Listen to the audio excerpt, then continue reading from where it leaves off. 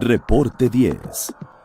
Entrevistas y comentarios con los personajes de la política, la economía, la sociedad, la cultura y el deporte que inciden en la vida de quienes habitamos en la península. Reporte 10, conducido por Lilia Arellano, Abelardo Martín y Francisco Rodríguez. Periodistas con 4 décadas de experiencia en prensa, radio y televisión nacionales. Reporte 10. Comenzamos. Buenas tardes, buenas noches. Bienvenidos a otra emisión de Reporte 10.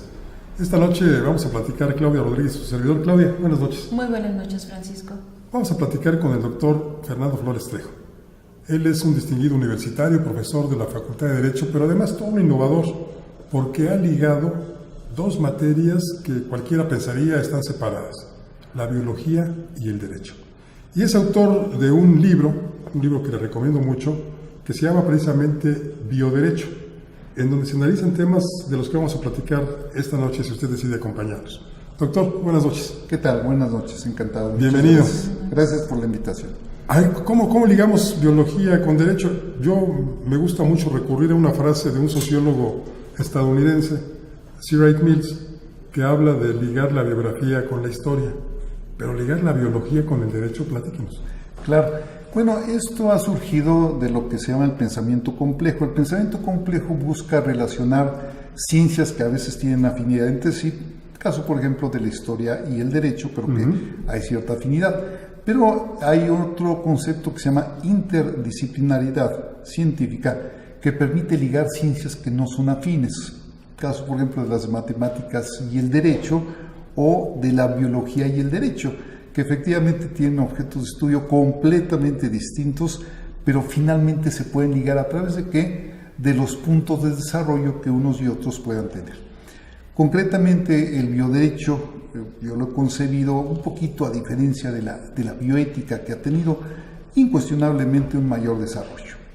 Pero el bioderecho es una especie de puente entre la biología y el derecho, que trata de establecer el origen, desarrollo, mutación inclusive de los seres vivientes, pero con la limitación, los pesos y contrapesos que se deben dar principalmente al ámbito de la ingeniería genética y de la biotecnología, en las que hay un desarrollo actual inconmensurable, a veces inimaginable, diría yo hasta inconcebible, pero que efectivamente el bioderecho lo que trata es de compensar, de equilibrar, de buscar un justo medio entre estos 2 elementos. Y por eso, para mí resulta muy interesante tratar no solamente de aspectos regulatorios del derecho, sino de cientificidad entre biología y el derecho como el puente justamente a través del bioderecho. Doctor, yo recuerdo hace muchos años que fue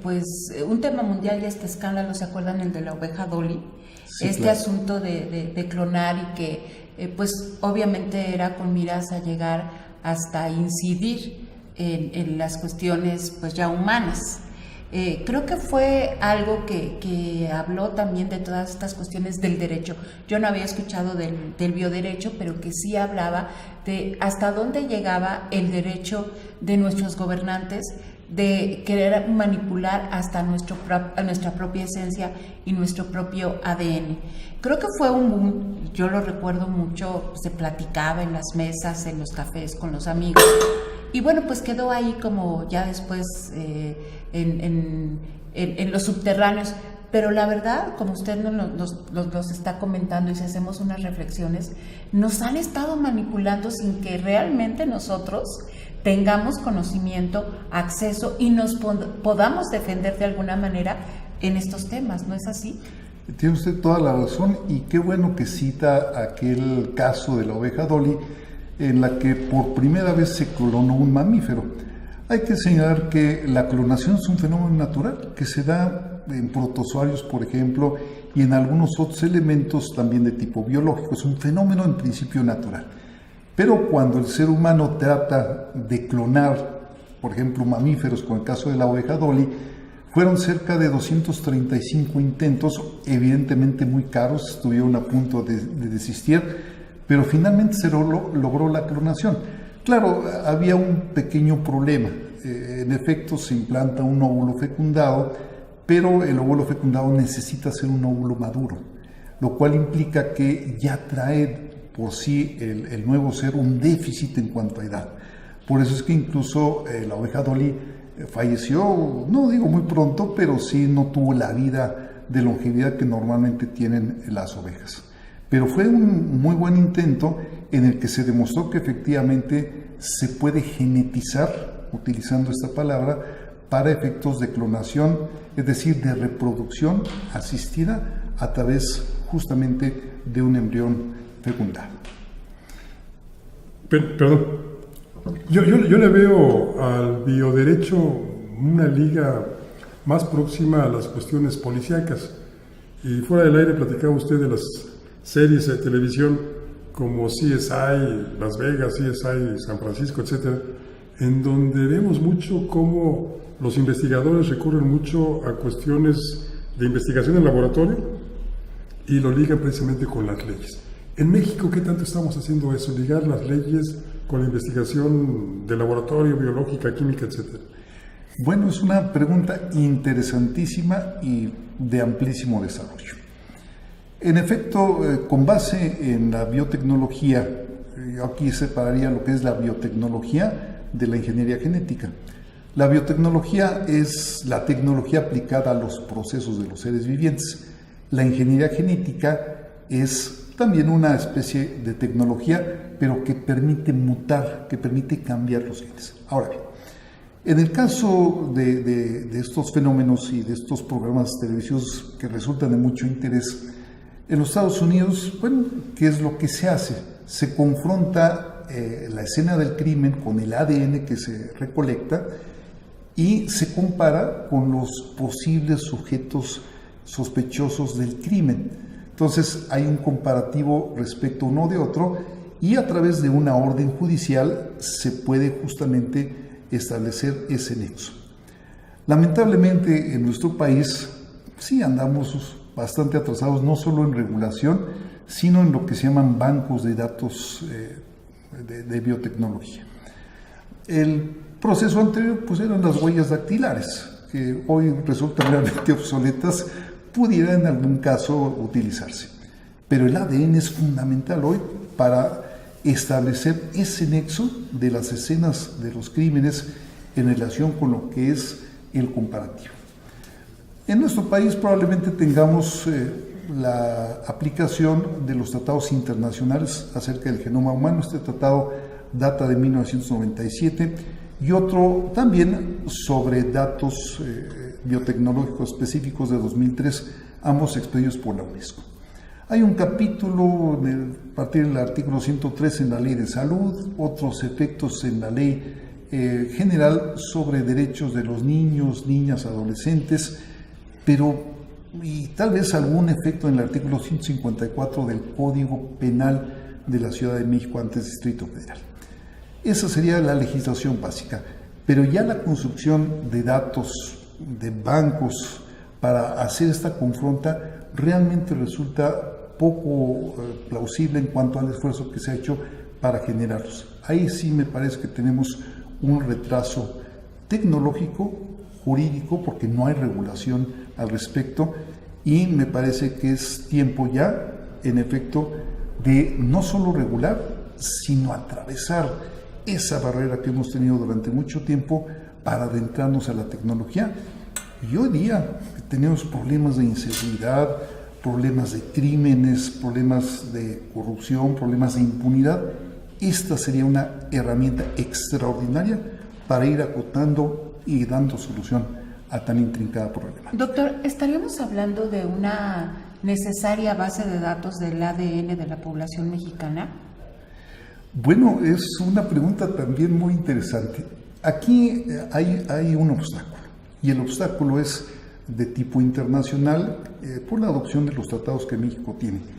Para conformar banco de datos de ADN se requiere el consentimiento de la persona. Entonces, sí se podría formar siempre y cuando la persona dijera, en efecto, aquí están mis datos. Eso implica problemas de identidad, pero al mismo tiempo problemas de privacidad y de confidencialidad.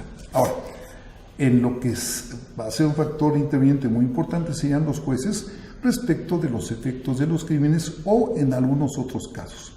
Pero sí tenemos ese pequeño impedimento desde la óptica jurídica en relación con los tratados internacionales para conformar los bancos de datos.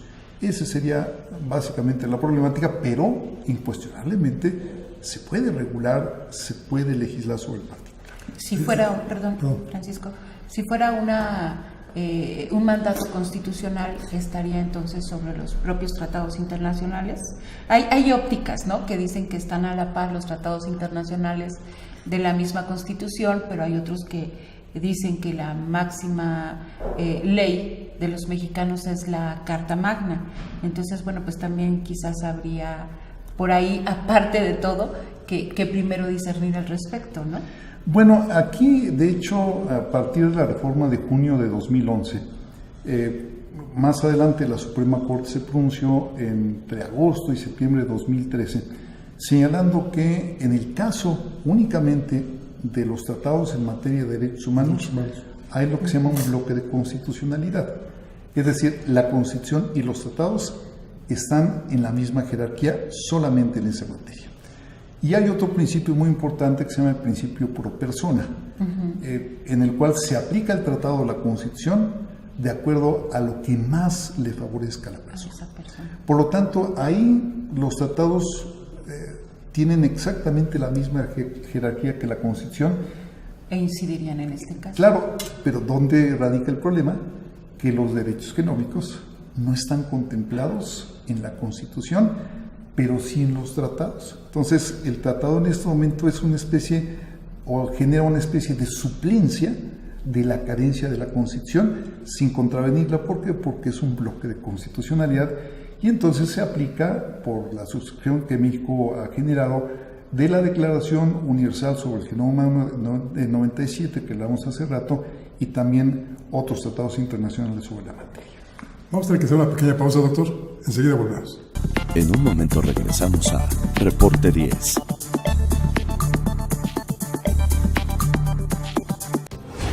Las cosas que queremos, los proyectos que empiezan, las ilusiones concretadas, necesitan una asesoría legal y una base concreta. Notaría 64. Respaldamos tus actos legalmente.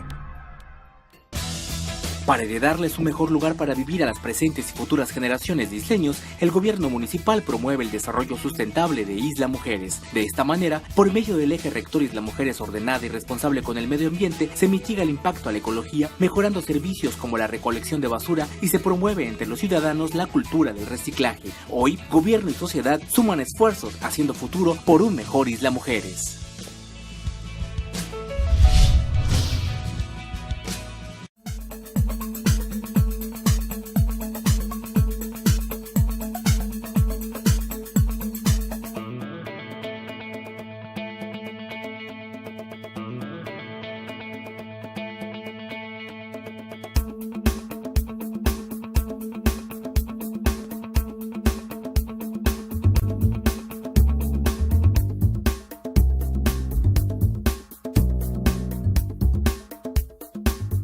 En esta temporada de calor, ayúdanos a prevenir incendios forestales y cuidar nuestro medio ambiente. No arrojes cerillos o cigarros encendidos a zonas con vegetación. No hagas fogatas. Por más precauciones que tengas, una flama puede provocar un gran incendio. No tires botellas de vidrio a lotes baldíos, ya que generan el efecto lupa con los rayos del sol iniciando el fuego. Si ves una fogata o el inicio de un incendio, apágalo con agua o tierra. Si el fuego es muy fuerte, ponte a salvo y avisa a las autoridades lo más pronto posible al 911.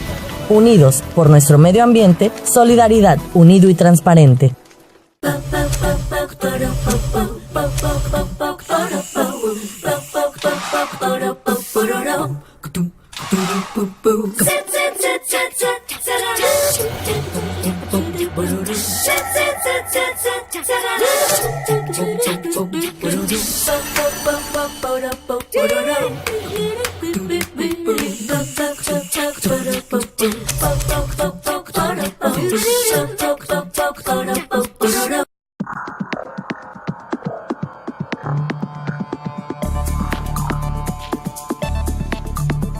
Gracias por continuar aquí en Reporte 10 en una charla más que interesante en estos temas de bioderecho del doctor Fernando Flores de la Universidad Nacional Autónoma de México, abogado de la Universidad Nacional Autónoma de México, que nos está hablando precisamente de pues temas que decíamos hace un momentito parecieran muy aislados de nuestro entorno, pero que en realidad los estamos viviendo día a día.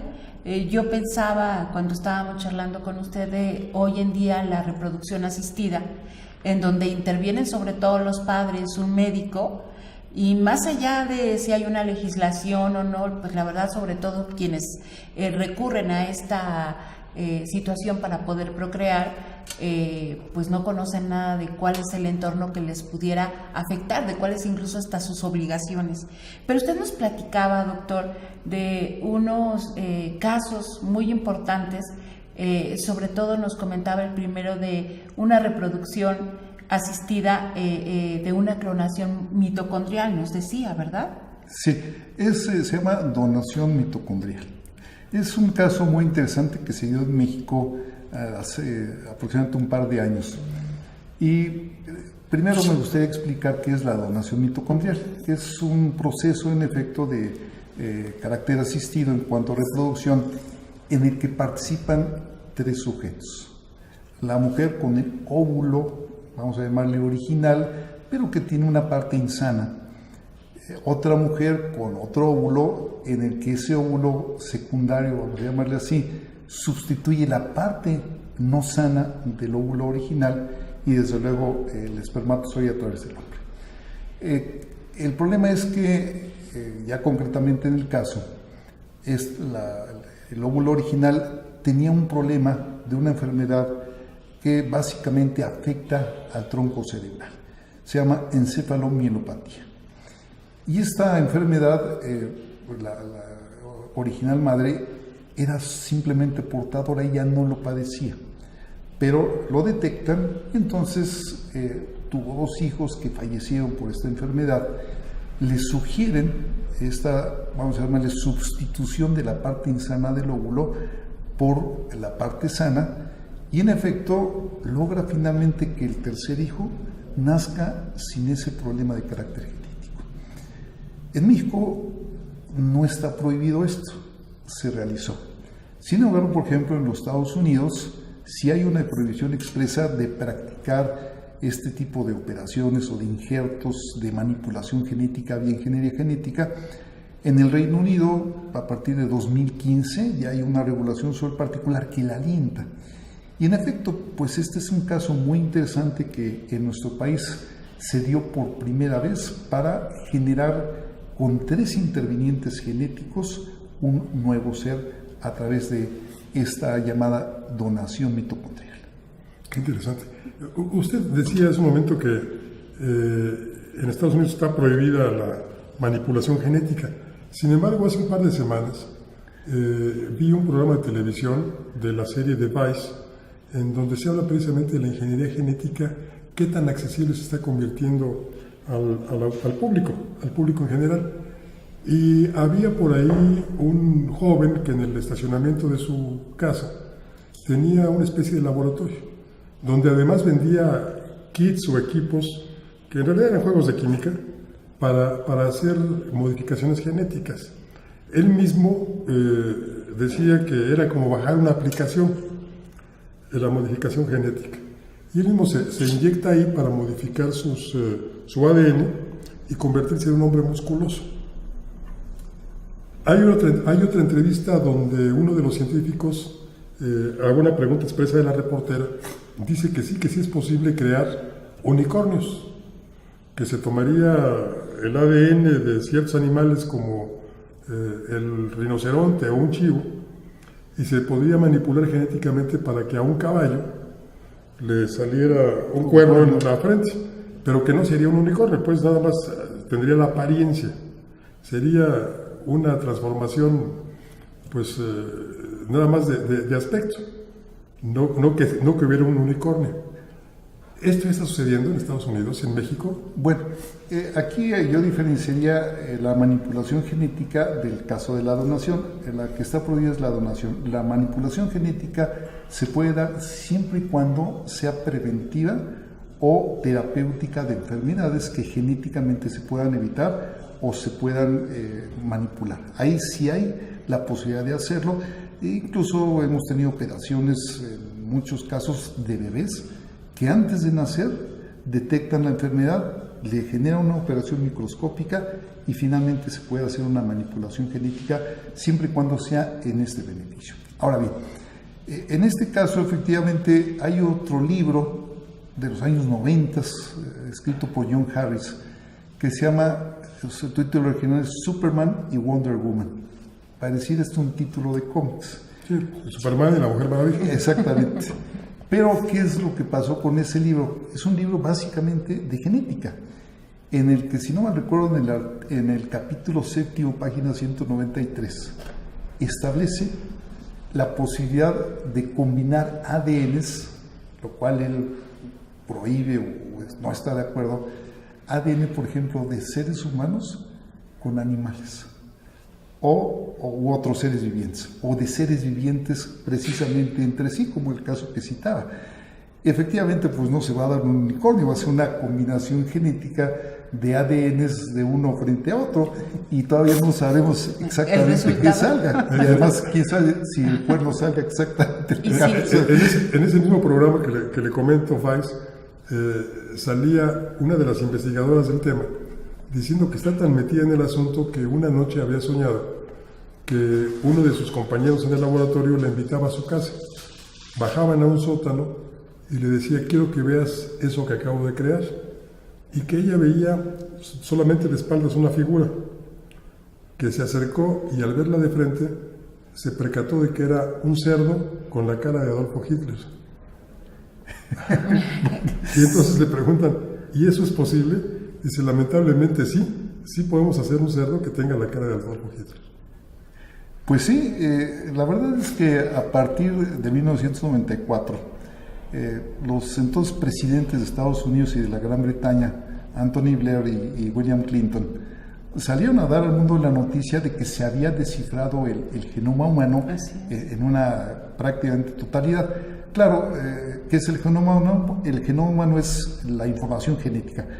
Se sabe más o menos su dimensión.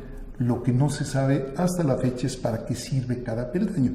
Y eso va a tomar muchísimo tiempo para descifrarlo completamente en cuanto a su funcionalidad con base en esto. Pero efectivamente, como se va avanzando y a grandes pasos, eso es posible, es decir, se pueden ir manipulando a través de la ingeniería genética los ADNs para ir generando justamente seres, como se dice, hechos a la medida o a veces hechos a la carta. Se habla, por ejemplo, ya de los bebés soñados o de los bebés perfectos, en que se quiere que vaya a medir 1,90, tenga la epidermis de tal color, los ojos de tal color, tales dimensiones, en fin. Eso es viable, pero aquí es donde entra básicamente el problema ético. Claro. ¿Qué sentido tiene? ¿O qué sentido tiene, por ejemplo, la clonación de seres humanos que no está permitida en esta declaración? ¿Por qué? Bueno, pues porque la recombinación genética es la clave del cambio de la vida. ¿Qué es la recombinación genética? Combino un ADN con uno distinto y sale un tercero, y así prácticamente está el infinito. La clonación lo único que produce es un ser idéntico al que ya tenemos.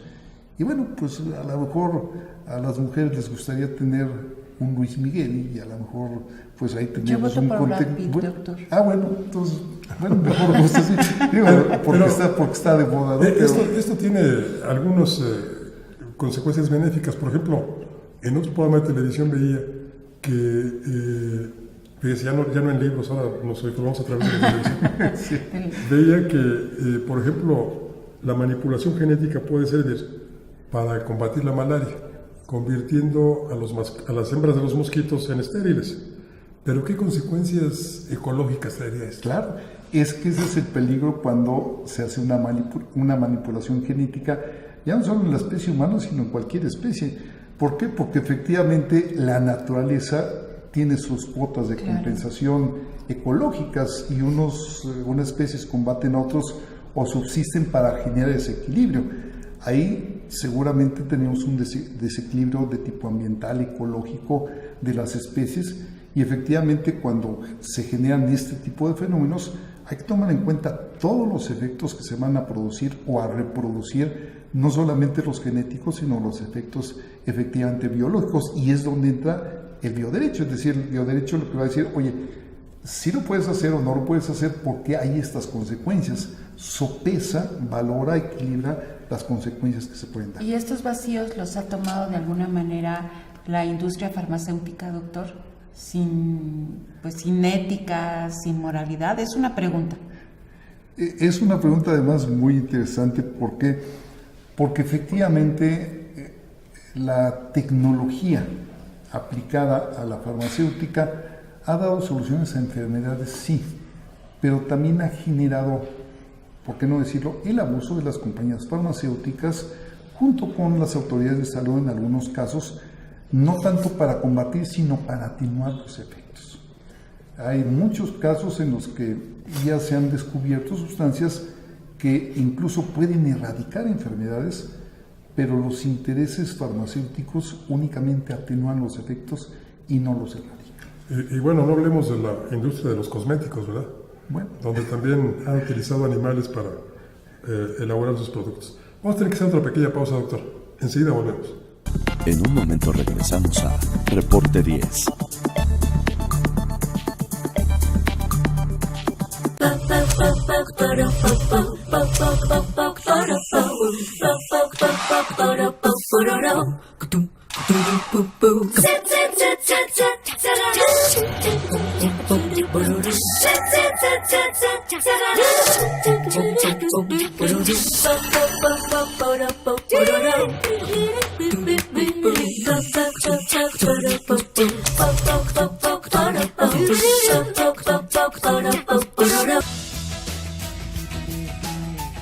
Un gobierno atento, moderno, transparente, honesto y eficiente será posible con el Plan Municipal de Desarrollo 2016-2018. A través del eje rector Isla Mujeres de Buen Gobierno se garantizará mejor atención a la ciudadanía con un gobierno cercano y de puertas abiertas. Hoy, gobierno y sociedad suman esfuerzos haciendo futuro por un mejor Isla Mujeres.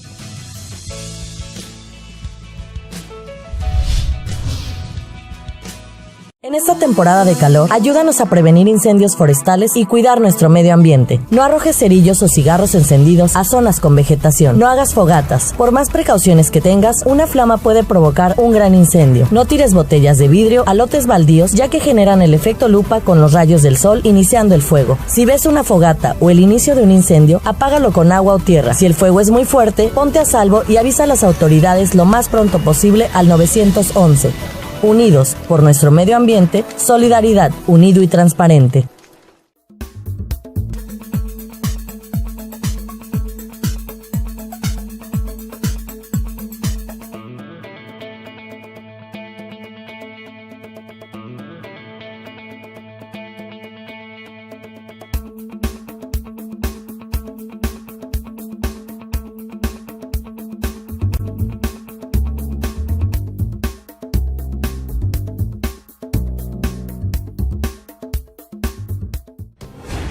Las cosas que queremos, los proyectos que empiezan, las ilusiones concretadas, necesitan una asesoría legal y una base concreta. Notaría 64. Respaldamos tus actos legalmente.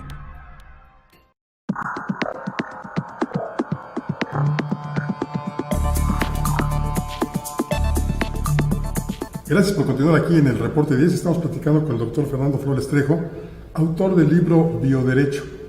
Yo no lo he leído, doctor, me dan muchísimas ganas, pero ¿es un libro para legos o para expertos? Bueno, mire, cuando tenga insomnio se lo recomiendo. No, nosotros queremos recomendar a nuestros amigos que lo vean. Bioderecho es una materia totalmente nueva y como estamos escuchando aquí con ustedes, pues muy interesante, porque también nos platicaba usted fuera del aire que puede tener cuestiones preventivas y nos platicaba concretamente del caso de la actriz estadounidense Angelina Jolie, que ella... A ver, platícanos, doctor. Bueno, en alguna ocasión le tomaron una muestra de sangre y detectaron que tenía una enfermedad, era también portadora de cáncer de ovario y cáncer de seno. De tal suerte que, pues al conocer esa noticia, estuvo devastada, pero empezó a buscar soluciones y lo que le sugirieron, porque los antecedentes los tenía directamente de su tía y de su madre, pues es que antes de que se presentara la enfermedad, le extirparan los senos y extrajeran también los ovarios. Y por eso es que se sometió a estas dos operaciones antes, por eso es una fórmula preventiva, y de esa manera, hasta la fecha, ha evitado, a pesar de ser portadora de ese gen, los problemas de cáncer en esa doble. ¿Qué tan legal es esto de mutilarse sin estar enfermo? Bueno, cada quien puede disponer de su cuerpo. Una decisión unilateral. Totalmente unilateral, y ahí no hay mayor problema, ni tampoco hay provisión médica sobre el particular, precisamente por esa posibilidad de disposición personalísima del que me lleva al caso, por ejemplo, de cuando las mujeres en México asisten a tener un bebé al parto, pues después de esto les avisan los doctores de manera muy recurrente pues que fueron mutiladas para ya no seguir teniendo familia, y esto, bueno, creo que sí es en contra de las propias garantías y el propio derecho de las mujeres, ¿no? Desde luego, sí, ahí se requiere el consentimiento, incluso no solo el consentimiento, sino la concientización, sí, que ahí efectivamente podría haber desde luego una responsabilidad médica. ¿Y eso está regulado? No hay una regulación expresa sobre el particular, pero sí, digamos, dentro de los que son los principios generales del derecho y de algunas regulaciones en materia de derechos humanos que establece la Constitución, el marco general está dado. Habría que legislar mucho más ampliamente sobre el particular, porque en efecto hay también una gran cantidad de efectos y consecuencias. Es que los avances han sido rapidísimos, han ido a velocidad de la luz y nosotros vamos en materia de legislación a paso de tortuga. Así es. Decía usted hace un momento que en cuestiones criminalísticas, por ejemplo, la huella dactilar pues había quedado muy rebasada. A mí se me ocurre, estos exámenes prematrimoniales, ¿todavía son válidos o habría que recurrir más a la genética para saber si una pareja es compatible? Bueno, los exámenes prematrimoniales todavía se dan, pero son principalmente exámenes que tienden a comprobar que no haya una enfermedad contagiosa, una enfermedad grave, permanente, pero efectivamente, pues esa regulación ya tiene también muchos años y me parece que habría que cambiarla. Creo que Melchor Ocampo fue el que la instituyó, ¿no? Bueno, probablemente sí. Y seguramente está por ahí en la epístola, ¿no? Sí, que ya ni siquiera en muchos casos se lee. Doctor, sí, creo que aquí hemos puesto sobre la mesa pues casos en donde de alguna suerte los que intervienen toman o no toman la decisión, pero muchas veces hay un producto.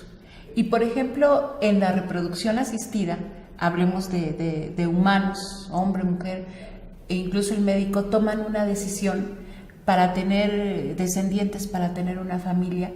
Y creo que ahí, pues también esta persona muchas veces tendría pues el derecho de saber que fue de entrada reproducido de tal manera. Pero ¿podría haber otras implicaciones en esta con el producto? Bueno, desde luego yo creo que aquí ya estamos hablando finalmente de un ser humano. Ese ser humano tiene también derechos y tiene una enorme cantidad de implicaciones jurídicas, un derecho a la identidad, al conocimiento de quiénes son sus progenitores, a los procedimientos que se utilizaron desde su concepción, y esto también generaría otro aspecto, por ejemplo, vinculado con sucesiones, con ámbitos patrimoniales, con donaciones. En fin, los efectos regulatorios son muy, muy grandes y creo que en efecto, como ya hemos reiterado en muchas ocasiones, no hay una regulación efectiva, vigente, sobre esta enorme cantidad de casos que se pueden presentar. Y caeríamos entonces que lo que no está prohibido está permitido. Y entonces hay un desorden en este asunto, digamos, ¿no? Para conveniencia de quienes tienen incluso los recursos económicos para hacerlo, ¿no? Claro, ese es un principio, qué bueno que lo cita, es un principio principalmente del derecho privado. Los particulares efectivamente pueden hacer lo que no les está prohibido. Sin embargo, por ejemplo, este principio no se aplica en el plano público. En el plano público, si no hay una facultad expresa, claro, no se puede hacer aunque no le esté prohibido, por ejemplo, a un funcionario.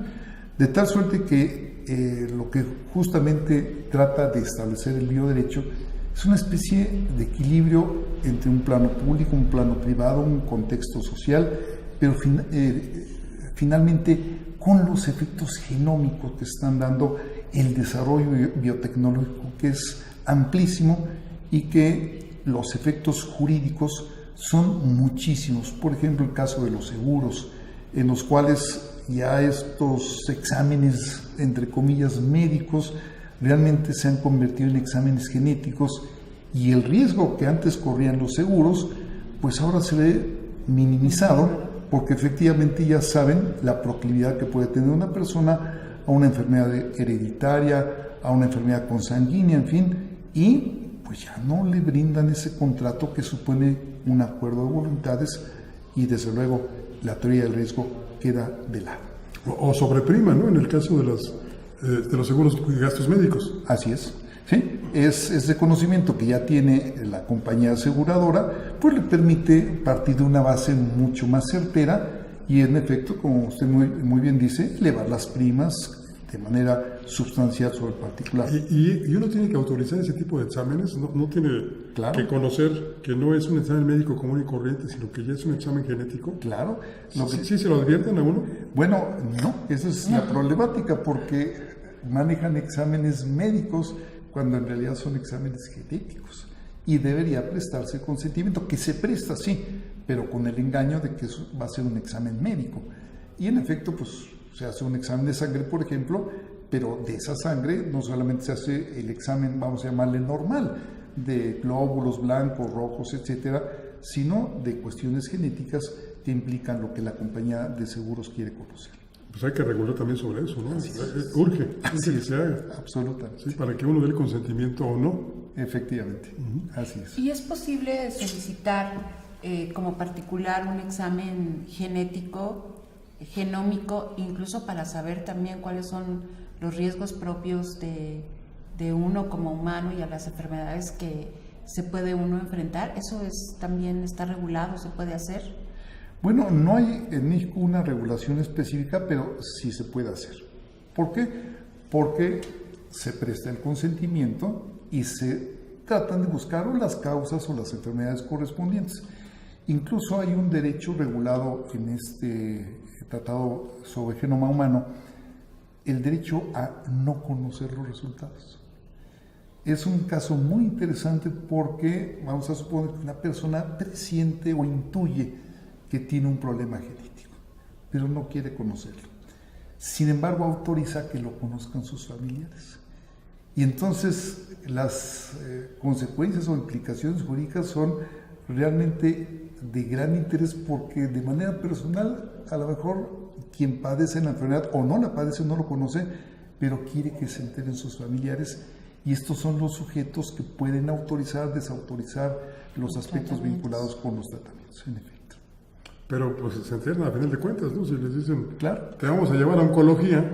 Claro, pues sí, efectivamente, esa sería la consecuencia. Y las cuestiones sucesorias también, ¿no? Efectivamente. Por medio también. Efectivamente, eso también ayuda mucho el ADN, porque en ocasiones cuando no se conoce o bien se esconde la identidad, también el ADN y el aspecto genético interviene para dar certeza jurídica a los aspectos sucesorios, efectivamente. Pues doctor, ha sido de verdad muy aleccionador, decía Claudia. Más que eso, diría yo, nos ha ilustrado, y le agradecemos mucho que haya estado con nosotros esta noche. Al contrario, el agradecido soy yo. Muchas gracias por la invitación. Y esto se puede adquirir en cualquier librería. Así es. Si está usted interesado, como lo estamos nosotros, pues tiene que leer Bioderecho, del doctor Flores Trejo.